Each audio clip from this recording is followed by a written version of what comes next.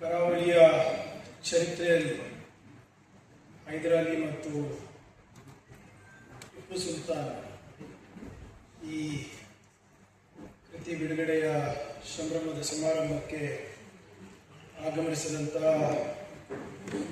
Doctor ರುಚಿಕಾ ಅವರೇ, ಶ್ರೀ ಜಯಪ್ರಕಾಶ್ ಅವರೇ, ಶ್ರೀ ಪಾಟೀಲ್ ಅವರೇ, ಶ್ರೀ ಮುನೀರ್ ಅವರೇ, ಸ್ನೇಹಿತರಾದಂಥ ಶ್ರೀ ಸುದೀಪ್ತು ಅವರೇ ಹಾಗೂ ಕೇಂದ್ರ ಬಿಂದು ಆದಂಥ ಶ್ರೀ ನವೀನ್ ಸುರಂಜಿ ಅವರೇ ಹಾಗೂ ಇಲ್ಲಿ ಆಸೀನರಾದಂಥ ಎಲ್ಲ ಗಣ್ಯಮಾನ್ಯರೇ ಹಾಗೂ ನನ್ನ ಯುವ ಸ್ನೇಹಿತರು, ನನಗೆ ತಾವು ಆಹ್ವಾನ ಮಾಡಿದ್ದು ಬಹಳ ಆಶ್ಚರ್ಯ ಆಗಿದೆ.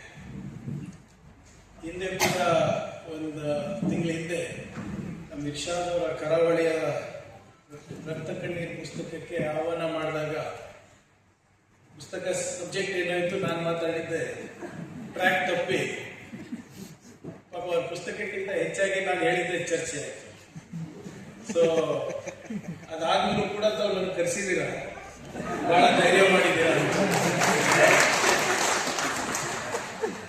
What I was trying to tell them, Dr. Ruchika, since you don't understand Kannada, was just a month back, another close friend of his called me for a book release. Similar, the region was the same, the Karavali part of it. And I ended up speaking much more than I should actually. I have this habit both of us have this habit. But you speak historically, I speak politically. So quality of what you spoke. Okay, so I was just telling him that you really have got, you have been brave enough to call me again. So, ಆದ್ರಿಂದ ನಾನು ಹೇಳಿದಾಗೆ ನಮಗೆ ಏನಕ್ಕೆ ಬರಲಿಕ್ಕೆ ಸಂತೋಷ ಅಂದರೆ ಇಂಥ ಸಂದರ್ಭಗಳಲ್ಲಿ ನನಗೂ ಕಲೀಲಿಕ್ಕೆ ಆಗುತ್ತೆ ಅಂತ. ಯಾಕಂದರೆ ಓದೋ ಆಸಕ್ತಿ ಇದೆ, ಆದರೆ ಸ್ವಲ್ಪ ಓದೋ ಸಂದರ್ಭದಲ್ಲಿ ಸರಿಯಾಗಿ ಓದಿಲ್ಲ. ಈಗ ಓದೋ ಆಸಕ್ತಿ ಇದೆ, ಸಮಯ ಇಲ್ಲ. ಸೊ ಹಿಂಗೆ ನಿಮ್ಮಂಥ ಪ್ರಬುದ್ಧರ ಜೊತೆ ಇದ್ರೆ ಸ್ವಲ್ಪ ನಮಗೂ ಬುದ್ಧಿ ಬೆಳವಣಿಗೆ ಆಗುತ್ತೆ, ವಿಷಯಗಳು ತಿಳ್ಕೋಬಹುದು ಅಂತ ಸಮಯ ಇದ್ದಾಗೆಲ್ಲ ನಾವು ಬರ್ತೀವಿ. ಆದರೆ ನೀವು ಧೈರ್ಯ ಮಾಡಿದ್ದೀರ, ಅದನ್ನ ನಾನು ನೋಡ್ತೀನಿ. ಒಂದು ಪ್ರಮುಖವಾದಂಥ ವಿಚಾರ ಏನಂದ್ರೆ, ಇಂಥ ಸಂದರ್ಭಗಳಲ್ಲಿ ನಮ್ಗೆ ಆಹ್ವಾನ ಮಾಡಿದಾಗ ನನ್ಗೆ ಏನ್ ಗೊತ್ತಿಲ್ಲ, RSS ಅವ್ರು ಮಾಡ್ರಿ ಯಾಕೆ ಮಾಡ್ತಾರೆ, ಅದೂ ಒಂದು ಸಂತೋಷದ ಸಂಗತಿ. ಮುಂಚೆ ಯಾವುದಕ್ಕೂ ಮಾತಾಡ್ತಾ ಇರಲಿಲ್ಲ. ಈಗ ಅಟ್ಲೀಸ್ಟ್ ಅಲ್ಲಿ ಇಲ್ಲಿ ಅವ್ರು ಹೇಳಿದ ಸುಳ್ಳು, ಇವ್ರು ಹೇಳಿದ ಸುಳ್ಳು ಅಂತೆಲ್ಲ ಒಂದು ಚರ್ಚೆಗೆಲ್ಲ ಬರ್ತಾ ಇದೆ. ಆದರೆ ಇಂಥ ಸಂದರ್ಭದಲ್ಲಿ ನಾವು ಮಾತಾಡೋದಕ್ಕಿಂತ ಮುಂಚೆ ಸುದೀಪ್ತು ಅವರು ಅಥವಾ ಡಾಕ್ಟರ್ ರುಚಿಕಾ ಅವ್ರು ಮಾಡೋದು ಸೂಕ್ತ. ಯಾಕಂದರೆ ಅವ್ರು ಆಳವಾಗಿ ಅಧ್ಯಯನ ಮಾಡ್ಕೊಂಡಿರ್ತಾರೆ. ಅವರು ಏನು ಬರೆದಿದ್ದಾರೆ, ಅವ್ರು ಏನು ಅಧ್ಯಯನ ಮಾಡಿದ್ದಾರೆ, ನವೀನ್ ಏನು ಅಧ್ಯಯನ ಮಾಡಿದ್ದಾರೆ, ಅದನ್ನ ಓದ್ಕೊಂಡು ನಾವೇ ಭಾಷಣ ಮಾಡಬೇಕು. ನಮ್ದಾದಂತ ಇದಕ್ಕೆ ಕೊಡುಗೆ ಇರೋದಿಲ್ಲ. ಆದರೆ ನವೀನ್ ಅವರು ನೆನಪಿದೆಯೋ ಇಲ್ಲ, ನವೀನ್ ಅವರಿಗೆ ಅವರು ನನಗೆ ಪರಿಚಯ ಆಗಲಿಕ್ಕೆ ಈಗ ಒಂದು ಸುಮಾರು 1 ದಶಕಕ್ಕೆ ಮೇಲಾಗಿದೆ. ಸುದೀಪ್ತು ಅವರು ಒಂದ್ಸರಿ ನನಗೆ ಫೋನ್ ಮಾಡಿದ್ರು.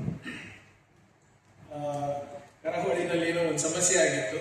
ಅವಾಗ ನನ್ನ MLA ಆಗಿರಲಿಲ್ಲ, ನಾನು ಯೂತ್ ಕಾಂಗ್ರೆಸ್ನಲ್ಲಿ ಇದ್ದೆ. ಫೋನ್ ಮಾಡಿ ಈಗೇನೋ ಒಂದು ಸಮಸ್ಯೆ ಆಗಿದೆ ಕರಾವಳಿನಲ್ಲಿ, ಬೆಂಗಳೂರಿಗೆ ಬರ್ತಾ ಇದ್ದಾರೆ ಕೆಲವು ಜನ, ಅವರಿಗೆ ಸ್ವಲ್ಪ ಸಹಕಾರ ಮಾಡಬೇಕು ಅಂತ ಹೇಳಿದ್ರು. ಆದರೆ ಸುದೀಪ್ತು ಅವರಿಗೆ ಯಾಕೆ ನಾನು ಏನು ಬಂದೆ ಅಂತ ಗೊತ್ತಿಲ್ಲ ಇನ್ನ.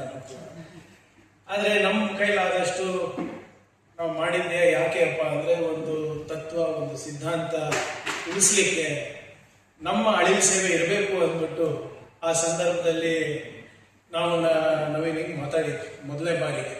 ಅದಾದಮೇಲೆ ಹಲವಾರು ವರ್ಷ ಆದಮೇಲೆ ಅವರು ಸಿಕ್ಕಿಲ್ಲ. ಮತ್ತು ಬೆಂಗಳೂರಿಗೆ ಬಂದಾಗ ಮತ್ತೊಮ್ಮೆ ಸ್ವಲ್ಪ ಒಡನಾಟ ಜಾಸ್ತಿ ಆಯಿತು. ಮತ್ತು ಈಗ ಸ್ವಲ್ಪ ಜಾಸ್ತಿ ಆಗ್ತಾ ಇದೆ. ಯಾಕಂದರೆ ಈ ಪ್ರಸ್ತುತ ವಾತಾವರಣದಲ್ಲಿ ನಾವೆಲ್ಲರೂ ಒಗ್ಗಟ್ಟು ಹಾಕುವ ಅವಶ್ಯಕತೆ ಇಲ್ಲ, ಅನಿವಾರ್ಯತೆ ಇದೆ ಅಂತ ನನ್ನ ವೈಯಕ್ತಿಕ ಅಭಿಪ್ರಾಯ. ಡಾಕ್ಟರ್ ರುಚಿಕಾ ಅವರು ಮತ್ತೆ ಸುದೀಪ್ತು ಅವರು ಹೇಳ್ದಂಗೆ ಇತ್ತೀಚೆಗೆ ಇತಿಹಾಸವನ್ನ ತಿರ್ಚೋದು ಒಂದು ಫ್ಯಾಷನ್ ಆಗಿದೆ ಅನ್ಸುತ್ತೆ. Especially to suit government narratives. ಸ್ವಾಮಿ ನಿಷ್ಠೆಯನ್ನು ತೋರಿಸ್ಲಿಕ್ಕೆ ಇತಿಹಾಸವನ್ನ ಹೇಗೆ ಬೇಕೆ ಹಾಗೆ ತಿರ್ಸ್ತಾ ಇದ್ದಾರೆ.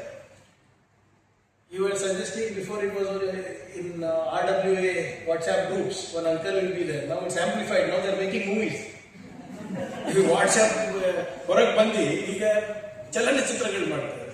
ಯಾವ್ದಾವ್ದೋ ಫೈಲ್, ಗುಜರಾತ್ ಫೈಲ್ಸ್ ಅಂತೆ, ಕಾಶ್ಮೀರ್ ಫೈಲ್ಸ್ ಅಂತೆ, ಕೇರಳ ಸ್ಟೋರಿ ಅಂತೆ, ಕೇರಳ ಸ್ಟೋರಿ 2 ಅಂತೆ, ಈಗ ದುರಂಧರ್ ಅಂತೆ, 1, 2 ಛಾವ ಅಂತೆ. ನನಗೆ ಈಗ ಸಾಮಾನ್ಯ ಜನರು ಹೋಗಿ ನೋಡ್ಬಿಟ್ಟು ಅದು ಪ್ರಶಂಸೆ ಮಾಡಿದ್ರೆ, ಅದು 1000 ಕೋಟಿ ದಾಟಿದ್ರೆ ನನಗೆ ತೊಂದರೆ ಇಲ್ಲ. ಮೊನ್ನೆ ನಾನು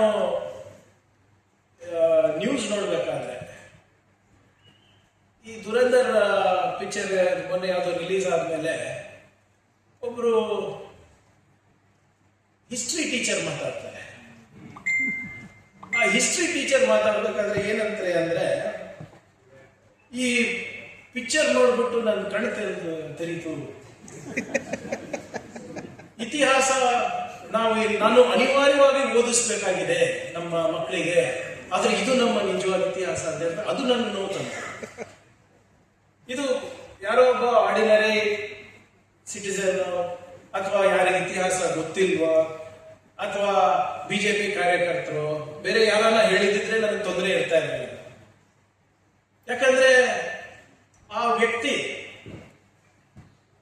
ಆ ಶಿಕ್ಷಕಿ, she's got the power to influence 100 children, and those 100 children will talk to another 100 children.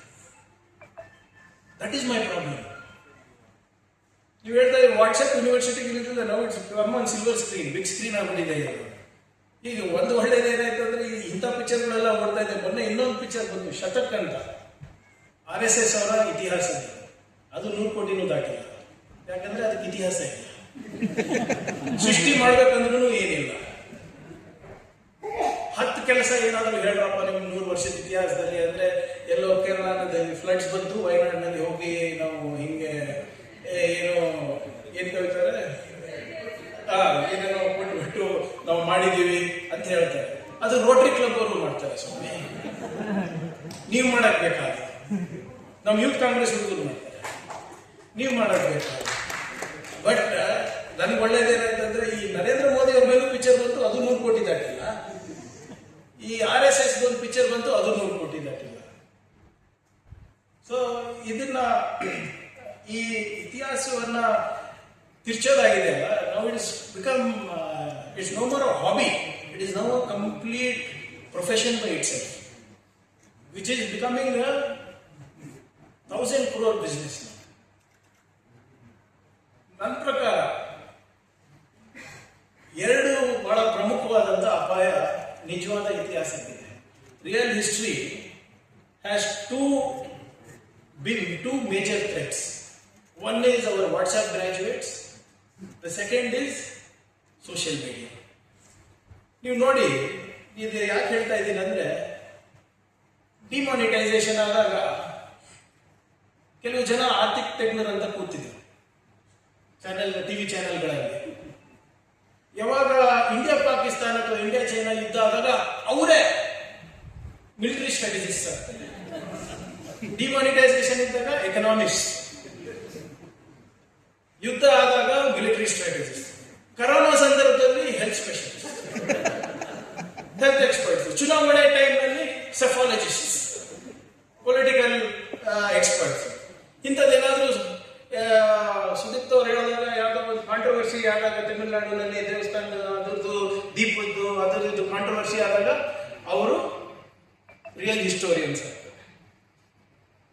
ಬೇರೆ ಡಿಗ್ರಿ ಪಡೆದವರು ಅವರು ಇವರೆಲ್ಲರೂ ವೇಸ್ಟ್. ಇವ್ರು ಇರೋರೇ ಬಾಡಿಗೆ ಭಾಷಣಕಾರರು ಒಂದು 4 ಜನ ಇರ್ತಾರೆ. ಪ್ರೈಮ್ ಟೈಮ್ನಲ್ಲೂ ಅವರೇ ಬರ್ತಾರೆ, ಸೋಷಿಯಲ್ ಮೀಡಿಯಾನಲ್ಲೂ ಚಾನೆಲ್ ಅವರೇ ಓಡಿಸ್ತಾರೆ. ಅವ್ರಿಗೆ ವೋಟ್ ಮಾಡಿ ನಮ್ಮ ಬಿಜೆಪಿ ನಾಯಕರು, RSS ನಾಯಕರು ಎಲ್ಲ ಕಡೆ ಪ್ರತಿಪಾದನೆ ಮಾಡ್ತಾರೆ.